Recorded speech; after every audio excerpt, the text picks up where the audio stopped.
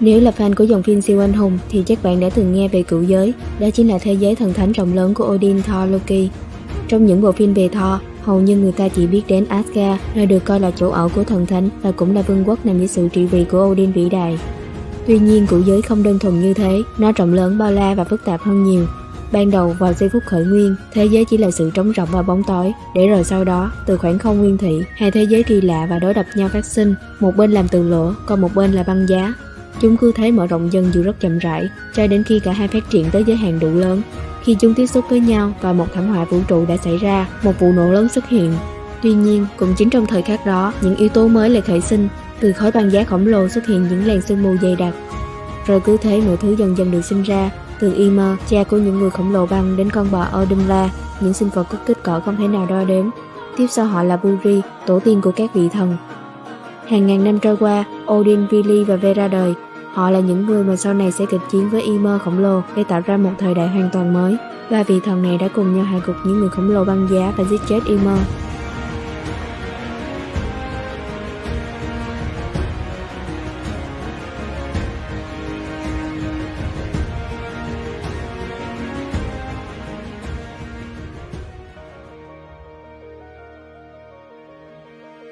Cựu giới được tạo ra vào khoảng 10.000 năm trước, mục đích là nhằm chia tách lãnh địa giữa các loài và kết thúc cuộc chiến tranh dai dẳng. Chính thế giới được xếp chồng lên nhau, ngăn cách bởi các bức tường không gian, và thông thường cần phải có một cánh cổng không gian đặc biệt mới có thể đi qua được và tốn rất nhiều năng lượng.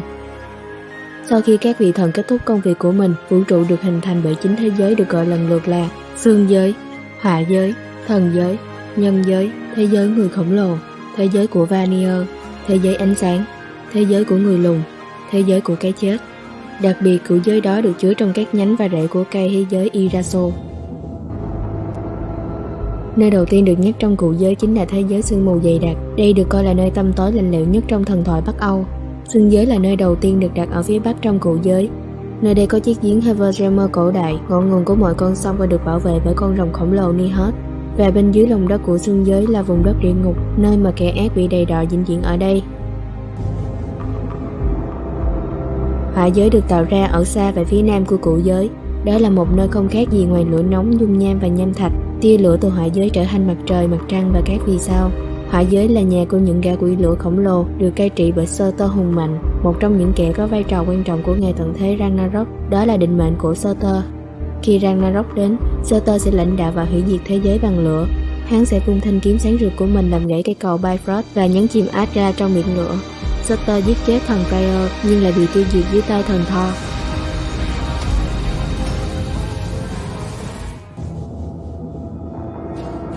Đúng như tên gọi của mình, Asgard là nơi sinh sống của những vị thần cao quý nhất, dẫn đầu là tộc Aesir. Odin là người cai trị Asgard và cũng là thủ lĩnh của Aesir. Nơi đây là nơi có khoa học kỹ thuật và phép thuật phát triển bậc nhất cựu giới, và cũng là nơi duy nhất có đủ công nghệ để tùy ý di chuyển đến bất kỳ tầng nào trong cựu giới mà không gặp bất kỳ trở ngại nào. Cách duy nhất để có thể tiếp cận Asgard là đi qua cây cầu Bifrost, nhưng nó lại nằm dưới sự quản lý của Heimdall, vị thần gác cổng có thể nhìn thấy, nghe thấy mọi thứ trong cựu giới, cho nên nơi đây gần như luôn an toàn tuyệt đối. Kỳ quan nổi tiếng nhất của Asgard có lẽ là Valhalla, thành phố khổng lồ của Odin. Đây là nơi rộng đến mức có đến 540 cánh cổng. Mỗi cổng lại đủ lớn cho 800 chiến binh có thể ra vào cùng lúc. Thực sự không thể đo đếm được sự hoành tráng của nơi đây. Nhân giới được sắp xếp nằm ở giữa trong cựu giới và cũng chính là trái đất của chúng ta. Odin, Vili và Ve đã tạo ra những con người đầu tiên từ một khúc gỗ. Nhân giới và thần giới được kết nối bằng cầu Bifrost. Nhân giới được bao quanh bởi một đại dương khổng lồ không thể vượt qua được, nhưng đại dương đó lại bị chiếm đóng bởi một con rắn biển khổng lồ. Đó là con quái vật có kích cỡ to lớn. Nó lớn đến nỗi có thể bao quanh trái đất hoàn toàn và tự cắn vào đuôi của chính mình. Cõi này chính là ngôi nhà của những người khổng lồ, họ là kẻ thù của Aesir. Thế giới của người khổng lồ bao gồm chủ yếu là băng đá và rừng rậm. Bởi vì điều này, những người khổng lồ sống chủ yếu nhờ cá từ các con sông và các loài vật từ rừng rậm.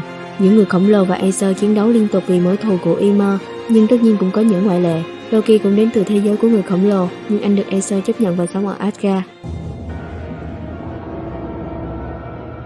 Đây là cõi giới được coi là quê hương của Vanir, các vị thần cổ xưa. Họ luôn là bậc thầy của phép thuật và ma thuật cũng như khả năng dự đoán tương lai. Họ có sức mạnh ngoại hạng không hề thua kém những vị thần trên Asgard, nhưng lại thích sống tách biệt và không có ý định sáng tạo nên xã hội. Thế giới của Vanir là biểu trưng cho thế giới của nước, với biểu tượng là những cơn gió nhẹ mang lại sự sống. Theo một số giai thoại, thế giới của Vanir nằm ở phía tây của Asgard, tuy nhiên không ai biết chính xác vị trí của nơi này.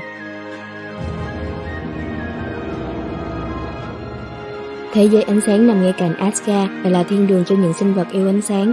Tại đây, những yêu tinh ánh sáng được xem là thiên thần hộ mệnh của Freyr, là người cai trị nơi đây.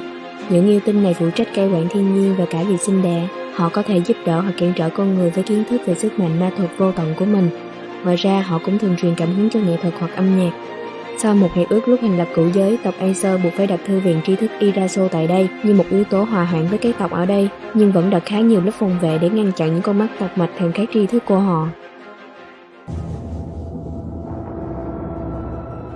Vùng đất bóng tối là một nơi mà ban đêm thường chiếm tới 80% thời gian cả ngày, và vào buổi sáng ánh mặt trời cũng không quá chói chang, cũng như kèm theo rất ít tia tử ngoại. Đây là ngôi nhà của những người lùn, họ sống dưới những tảng đá lớn hoặc trong hang động, cả dưới lòng đất. Người lùn là bậc thầy của nghề thủ công, đặc biệt là rèn vũ khí.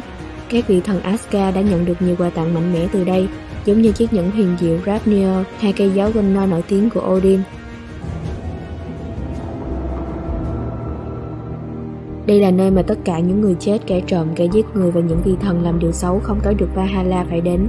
Thế giới của cây chết được cai trị bởi Hela, tử thần đáng sợ nhất trong thần thoại Bắc Âu. Hela là một trong 7 người con của thần Loki. Odin đã trục xuất nữ thần xuống vùng đất này để cai quản. Thế giới của cây chết là một nơi rất lạnh lẽo, cô độc. Bất kỳ ai đến đây cũng sẽ chỉ chìm trong bóng tối và sự u sầu. Khái niệm về niềm vui hay hạnh phúc ở đây thật sự quá xa vời. Một định mệnh khác dành cho Hela và cả nơi đây chính là việc họ sẽ gia nhập phe diệt thần. Tất cả những người chết trong vương quốc này đều được sử dụng để tấn công các vị thần trong sự kiện Ragnarok, khoảnh khắc kết thúc của mọi vị thần.